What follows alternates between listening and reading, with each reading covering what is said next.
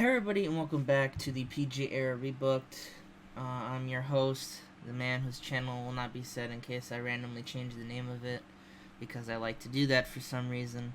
But we are in the first week of July, a couple weeks out from Cyber Sunday, and we have a tag team matchup on the pre-show of Superstars, which is now on a Wednesday, as you can see, so it all fits together now.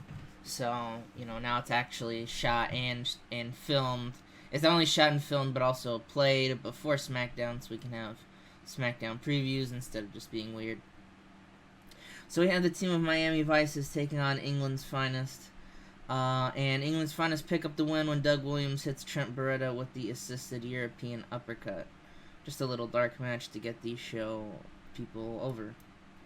Next, we have a kind of like a recap video. I like to do these on Superstars, just gonna pop a decent rating of just the Cena McMahon feud situation, where Cena's gonna be in that fatal 4-way at Extreme Rules, and apparently there's also still gonna be. We don't know if there's gonna be a Cyber Sunday stipulation that you can vote on.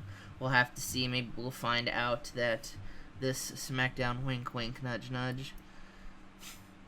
And we have a tag match. To open the show, a Divas tag match, we see Lay Cool taking on the Bella Twins. And Lay Cool managed to pick up the win because Astroduna runs in and attacks Brie Bella.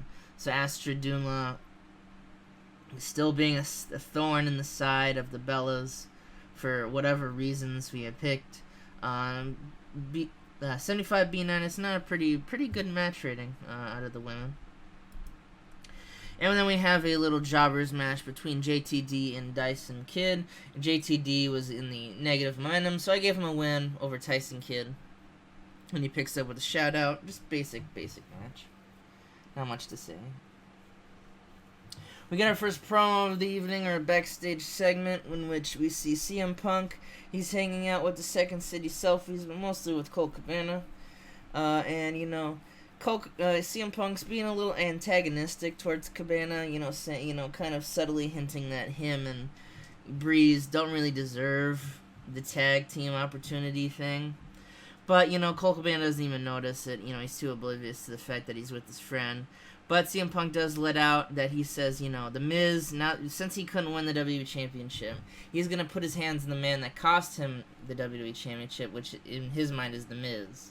So now The Miz has a war with two fronts, where we have, Randy Orton and CM Punk now coming for The Miz, perhaps biting off a little more than he can chew there. Next we have, Kevin Nash is supposed to be off screen. We have Sheamus is just running around with his Money in the Bank. He's just furious. He says he wants Kevin Nash's head. He's been looking for Kevin Nash all since last Friday, and that this Friday he has a message for Kevin Nash, and he better deliver on it. So obviously, Kevin Nash, you can only assume Sheamus might challenge Kevin Nash to some kind of thing, but by thing I mean match. I don't know what other thing he'd challenge him to a baking contest.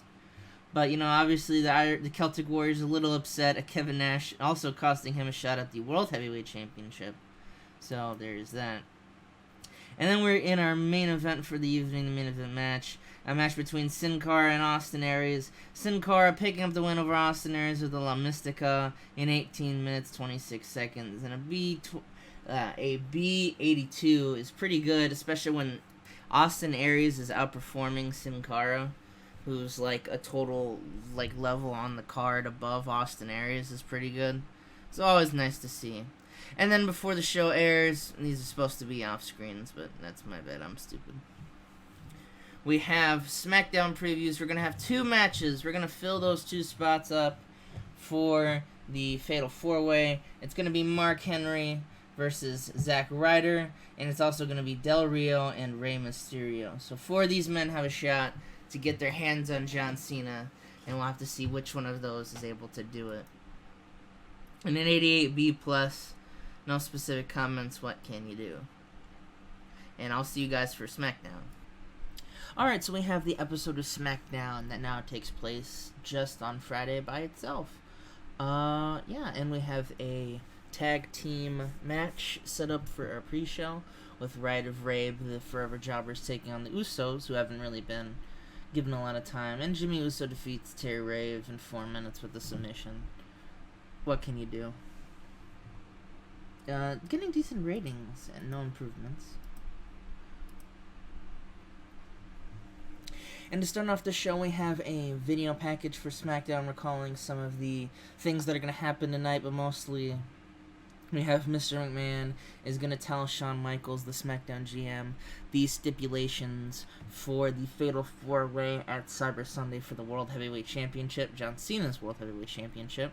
So maybe John Cena will be out somewhere. Although John Cena is kind of like, John Cena, and that's purposeful booking. Like, I don't want to rely too much on John Cena, but John Cena, when he shows up on SmackDown, it's very rare, but it's very impactful. So maybe if you tune in, you might get to see John Cena. But before that, we have a small segment announcing we're going to have a tag title match. Motor City Machine Guns are going to put their titles on the line because Gabriel and Sin Cara had that awesome match rating. I'm going to try and duplicate that match rating. They're going to take on the tag team champions. Side note, there is a distraction, of course, is in the match, but that's because as the Motor City Machine Guns come out, Colt Cabana comes out because he thinks that he's getting the title shot, so they have to tell Colt Cabana, like, no, you're not getting the title shot, Colt. Go backstage. Fuck off. And Colt Cabana fucks off. But clearly that unnerved them, but we do have the title match. No, there's no pre-booking. In a 94A, I don't think it really picked up the match that it could have had, well, at least last time. I forget how. I think it was a 97, but 94 is still awesome, as the Motor City Machine Guns do, in fact, retain their titles against Justin Gabriel and Sin Cara, who put in a good effort. Sin Cara with an 80, Justin Gabriel trying to get up there with a 68, but the Motor City Machines, they're just too good of a tag team for Gabriel and Sin Cara to beat off. That sounded awful. I immediately regret saying that. But they can't put him away. And yeah, they make defense number 4, so good tag team match on SmackDown. And then we have Kevin Nash. He's talking about Sheamus. He accepts Sheamus' challenge for Cyber Sunday. He wants to fight Sheamus. And he says, Kevin Nash, he admits himself, he's got droplets in the tank. This whole little comeback tour has been fun, but at the same time, it's mostly ended up with Kevin Nash getting the shit kicked out of him. So there's been days where he thinks, do I go home to my kids? Do I go home to my family? Do I just hang out there instead of doing this? But he loves wrestling too much. And Sheamus, he warns Sheamus that if he keeps up what he's been doing, he's going to get in trouble. Something's going to come out. He can't say what, but he hints that something should happen should Sheamus keep up this very hostile attitude towards Kevin Nash. And then we have a decent match. We have, by decent I mean 90A. I feel like it should have gone better. What held this match back? Just holding back, and no psychology, apparently. Rey Mysterio punches in a ticket. This was one of the Fatal 4-Way qualifiers. We have the other one coming up. Rey Mysterio defeats Alberto Del Rio with the 619 into the West Coast Pop to get that big old win. And yeah, it's going to be Rey, Ted DiBiase Jr., and John Cena, one other person. And speaking of John, we cut a commercial when we come back. The cameras are in the face locker room, so you have like Ted DiBiase, Roderick Strong, the Usos, Goldust, and Zack Ryder. They're all just getting dressed, hang out. The door is kicked open, and John Cena has got a lead pipe. He has this lead pipe, and he just starts beating the shit out of everyone. He mostly focuses on Ted, but then Roderick tries to get out of the way. John's like, who's this jobber? And he just immediately cracks him over the head. The Usos get one over the head. Goldust gets a couple. He's bleeding like he did at Double or Nothing, wink wink, nudge nudge. And he also takes out Zack Ryder as well. Zack Ryder looks pretty particularly bad. Ted DiBiase's just done. And the other faces, obviously, that were there, happen to be in the way, are just fucked. Everyone's fucked, and John Cena has just committed a crime. He's just committed assault with a deadly weapon. Don't know what to say about that. And then we have just a kind of a shitty match after that between Derek Bateman and Trent Beretta. It a pretty decent match, for who these guys are. Trent Beretta picks up the win, But during the match, Ryback had ran in and attacked Trent Beretta. Why did this happen? Why does Ryback hate small people? Is that because he's just Ryback? The world may never know. And we have a Melissa sighting. AJ Lee and Madison Lane are cutting a promo backstage, about that open challenge. And literally just Astrid and Melissa walk by the camera just looking at it. And AJ Lee and Madison are like, well, that happened. And then again, Bella Twins, the Photoshopper, and they're like, oh my god, did you see Melissa? And they're like, yeah, they went that way. So we have like a Scooby-Doo angle between the divas. The storyline is going somewhere, I promise you. It doesn't seem like it. But trust me, it is. I swear it's going somewhere. And now we have Mark Henry. If you remember with Superstars, I recorded this earlier, so that's why I just said that like I'm a fucking idiot. Mark Henry was supposed to take on Zack Ryder for this match, but unfortunately, because of the injuries that Zack sustained, he is going to have Dolph Ziggler instead. So Dolph Ziggler gets another shot to pump in his way into a title shot. Can he overcome the odds to get Mark Henry? Can he get another shot at the World Heavyweight Championship? No. Just no. Mark Henry just beats Dolph Ziggler with the bear hug. Pins him in 19 minutes, and that's the end of that. What can you do?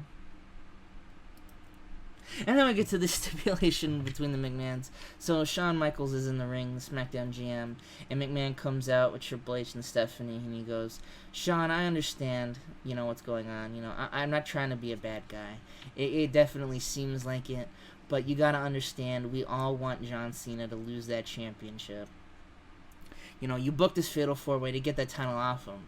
You can't deny that. You can't deny that there's some kind of favoritism going on there, or rather, bias against John Cena and his massive... I mean, look at what John Cena just did. We have contacted the authorities. They're looking for John Cena. We have no idea where John Cena is right now. He just showed up with a pipe and just beat half the locker room up. Just for the sake of doing it. Like, something's wrong with him. So, we need to fix this problem, Shawn. Shawn's like, yeah, of course, I agree. He wonders why security was gone. You gotta wonder where the damn security was when John Cena just walked in with a lead pipe. You gotta wonder. But McMahon, he gives him the stipulation. He has the stipulation being, he goes, look, this Fatal 4-Way is not gonna be enough. So, the WWE Universe is gonna vote on a special guest referee. There's 3 options. And they're standing right in front of you. Me, Triple H, Stephanie. One of them is going to be a ref. One of them is going to do what's best for business. Wink, wink, nudge, nudge. Yeah. No, we're not doing the authority yet. And, we're going to get this damn title off John Cena. So, obviously, Shawn he's not upset, but he's kind of like, I guess a lot of people, you probably figure that was what was going to happen. I kind of try to drop subtle hints, but basically, there's your Cyber Sunday stipulation for the Fatal 4-Way. Rather than a match type, it's just a special guest. Which one of these corporate people who surprisingly hate John Cena is going to get a WWE? Who's going to be the special guest referee? I don't know why it took me so long to say that. It's probably because it's late at night and I'm tired. That's why you shouldn't play TEW at 10 at night, kids. There you go. No kid watches this channel. There's no children here. At least I hope. I mean, there's nothing against kids. I shut the hell up. Okay, so 94A, pop up in 19 regions. Great show overall. We're building up to Cyber Sunday, and I should say, by the time this goes up, I've probably been on vacation by now, but I am going to be away for 3 weeks, so by the time this goes up, though, I've spread them out, so I should be back, and the voting for Cyber Sunday will only begin once I'm back, so I can keep track of that. So I'd like to thank all of you for being patient. I'd like to thank all of you for supporting the series. I just uploaded Night of Champions to give you a time of date of when this is taking place in the recording. And I've gotten some great responses from that. So thanks, everybody, and I hope you have a good rest of the day, and I'll see you back for Monday Night Raw.